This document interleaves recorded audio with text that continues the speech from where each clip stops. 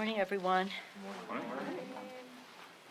As you probably observed earlier this week, we had a moment of silence on the floor for over 700,000 people, over what's now up to almost 725,000 people who have died of COVID in the United States. This issue always is the top of our agenda in the work that we do here. I know there's lots of attention to other legislation that goes on, but this is an important priority for us. Last weekend when I was in G7 and G20, G7 and NATO, the COVID issue looms large on the global scene as well.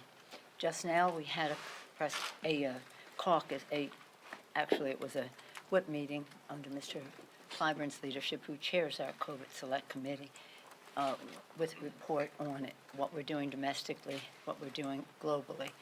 But it just continues to be a preeminent concern for us in the Congress, as it is a preeminent concern for the American people. That's the reports we get back from our members from their districts.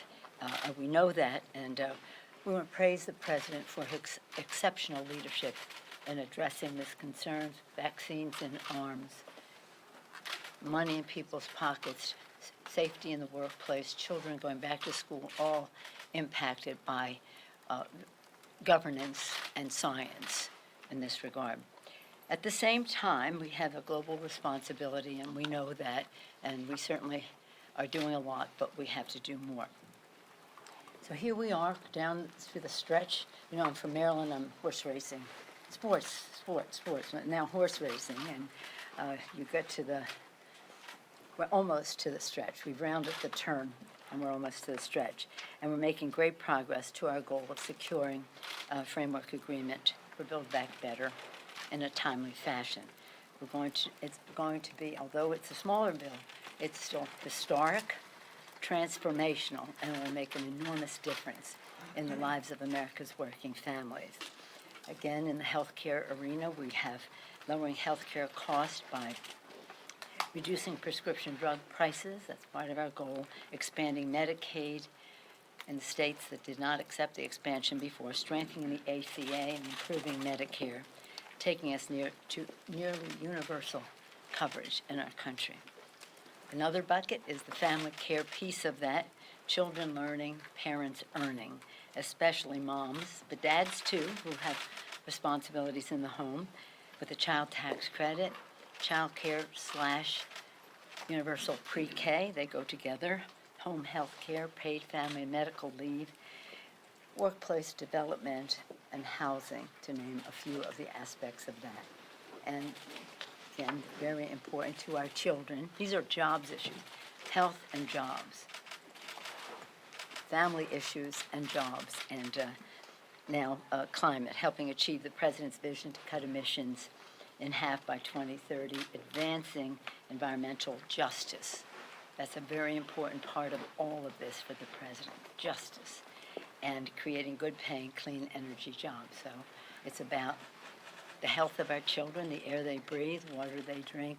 It's about jobs, creating good-paying green jobs to make us preeminent in the world. And it's about a security issue, as our security experts tell us, competition for habitat and resources in time of drought and the rest, and the migration it contributes to, other natural disasters.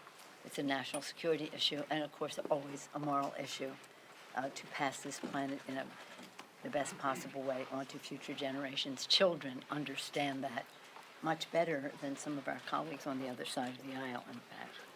So this will Build Back Better, achieves a better future for workers, their families, and their children, creating good-paying jobs, giving a tax cut, a big tax cut to the middle class, lowering costs for families, and making the wealthiest in corporations pay their fair share. So this legislation will be paid for. In fact, it may be more than paid for. Again, it's transformative, it's historic, it's life-changing, and it will pass soon. Again, everything that the congressional Democrats do is our title, for the people. But sadly, Senate Republicans continue to stand in the way. Yesterday was such a sad day. Senate Republicans voted to aid and abet the most dangerous campaign of voter suppression since Jim Crow, as they blocked a vote on the Freedom to Vote Act, hurting their own constituents and dishonoring the sanctity of the vote in our Constitution. The stakes could not be higher. State lawmakers have introduced 425 voter suppression bills in 49 states in the 2021 sessions alone. A number of them have become law, and they must be overturned, and this legislation would do that. It would not only end their voter suppression laws, but it would end their vote nullification laws. They're there to overturn the results of an election. Really? House Democrats have passed H.R. 1, which is now the bill that I mentioned in the Senate, the Freedom to Vote Act, as modified in the Senate. It's a good bill. H.R. 4, the John Lewis Voting Rights Act. And today, when I leave here, I'll go out this door and go to the 10th anniversary of the MLK Memorial dedication. The MLK Memorial, 10 years it's been. Imagine, Martin Luther King was 58 years ago, nearly 60 years ago, when he stood near that place and talked about justice and democracy and the beautiful speech. I had a dream speech, and the fierce urgency of now.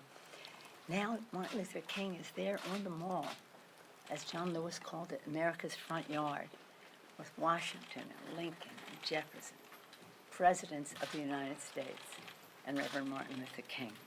So we'll go down there and in honoring Dr. King, of course, being inspired by his work and words to protect the ballot. Meanwhile, here on the Hill, the Select Committee on January 6th continues its work this week unanimously on a bipartisan basis, voting to hold one of the past president's advisors to contempt for failing to comply with congressional subpoena. The committee is seeking information from Bannon that is central to the investigative and legislative purpose to investigate the January 6th domestic terrorist attack that was intended to interfere with the peaceful constitutional transfer of power, and then see what legislation is necessary that springs from that. According to published reports, Bannon had specific knowledge about the events of January 6th before they occurred and had multiple roles relevant to the attack and very outspoken about it. Today on the floor, the House will vote to approve this contempt resolution led by the committee to find the truth. Okay, so everything that, again, we've got everything the congressional, the sanctity of the vote, the assault on the Constitution, and meeting the needs of the people. We have a busy few days here. Any questions? Madam Speaker. Madam Speaker. Yes. On Bannon, why is it important that Republicans vote to hold him in contempt?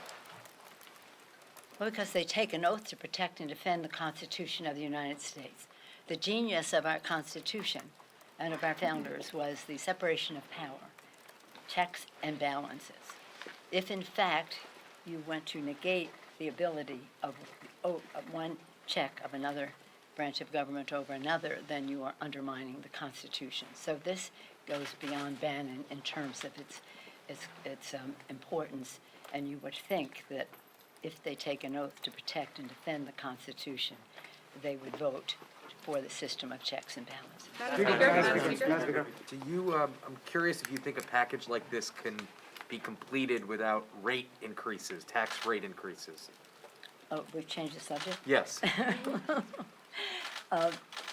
Well, that's one of the options, that's for sure. For the last couple of days, just to answer your question, the last couple of days, we're narrowing what the possibilities are as we see what we need to cover, because the bill will be paid for.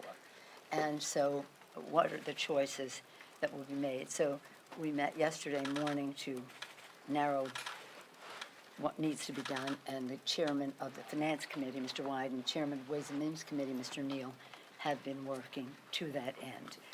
We had in our House bill, which I was very proud of, an increase in the corporate rate, and an increase in the capital gains and that. It was a very well-received proposal because it wasn't punitive, it was fair. But we'll see what survives, prevails. What's your preference? Do you have a preference? Well, my preference is to follow the cooperation that the Senate and House come to. Madam Speaker. Good morning, thank you. Next one is a woman, no matter who. So yesterday morning, you said some of the reporting about what was in and out of the bill was not accurate. Is that because this bill is still in flux, and does this have to be pre-baked with the Senate before you present it? Does everything have to be nailed down with the Senate and with Manchin and Senate? Whatever it is you think I said, what I was saying is that instead of covering what is in the bill, you all seem to be on a jag about a few people. 96% of the House and Senate Democrats support the president's proposal. You would never know that to see the reporting in it. But that's your work. You do yours, we do ours. You couldn't possibly misrepresent because it isn't done yet. And it will be, because now we have to narrow the scope, and we're in the process of doing that. And pre-baked with the Senate, so that everything is signed off here, so that everything is finalized before you say this? Our agreement is that we will have an agreement that we will pass both houses. Madam Speaker, thank you. How critical is it to reach an agreement on a framework by tomorrow? Leader Schumer says he wants to get this done by the end of the week. Are you on track to doing that? We've always been on track for doing that. The House has been on schedule. We have a goal, we have a timetable, we have milestones, and we've met them all. And this is one of them. And on the child tax credit, you talked about the importance of that. Would a one-year extension be sufficient or acceptable to you? If that's what the president has agreed to. Let me just say, I want permanent child tax credit. I've wanted it for years. This is the president's big issue. It's called the Biden child tax credit. So if it's acceptable to him in light of the bill, it's acceptable to me. Madam Speaker, on climate, Madam Speaker, Climate, yes. thank you. Climate, yes. On climate, the Clean Energy Performance Plan, we're told on the record by other Democrats, is now out of the bill. Does a final bill have to meet those same emission reductions as was in the original House bill in order for you to accept it? Yeah, the point is to reach the goals. Right. The emission goals of, I think I said that in my remarks, of the reduction to 50% by 2030, reduction by 100% by 2050, maybe even ahead of that. We have a responsibility not only to meet, but to beat the Paris Agreement goals, and we also have a responsibility to help poor countries with technology and assistance in order for them to meet their goals. Those countries are not responsible for very much of the climate crisis, but they are paying a big price because of their vulnerability. I had the privilege of speaking in Spain right before COVID at the most previous COVID 25 to a session on the vulnerables, and those countries in their own presentations show that they pay the price sooner than any of us, and yet they're least responsible for the emissions. So we have that big responsibility. Is that a yes? So it isn't about a particular plan, it's about reaching our goals and how we do it. I feel very satisfied the path we're on to do that. Madam Speaker, Madam Speaker, on corporate the tax question, Senator Sinema, from what we understand, has opposed increasing corporate and individual tax rates. Has she conveyed that to you? And to follow up on Jake's question, could this be fully paid for, as you have promised, if her view prevails? The bill will be fully paid for, and the matter is in the hands of our chairs of the Finance Committee and the Ways and Means Committee. Has she conveyed that to you, her position to you? Well, her position is well known. Madam Speaker, Madam on Speaker, the will there contempt be an resolution. infrastructure vote next week? So far, Congress has, in recent years, has relied on contempt referrals and civil suits. Why continue to outsource enforcement of Congress's own authority to the courts, why not, for instance, advance the Raskin-Lew bill to enable Congress's inherent contempt authority? To advance what bill? The Raskin-Lew bill, resolution that would enable Well, Congress. we have to a Protect Our Democracy legislation, which we will be advancing. It's being led by Mr. Adam Schiff, and Jamie, all of that captures many of those concerns. But we don't take it to court. We subpoena people, they take it to court.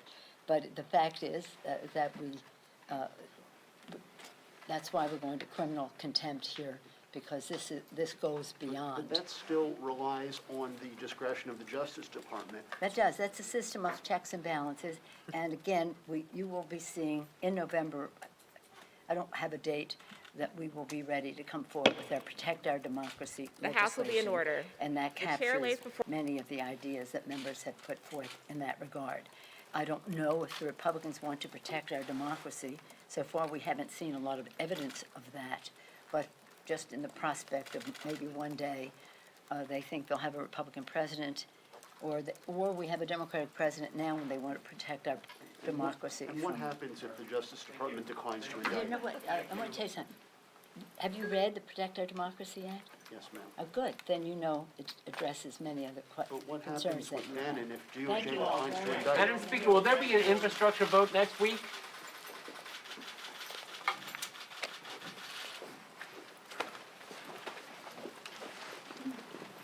Hey, boys, I don't mind you sitting here.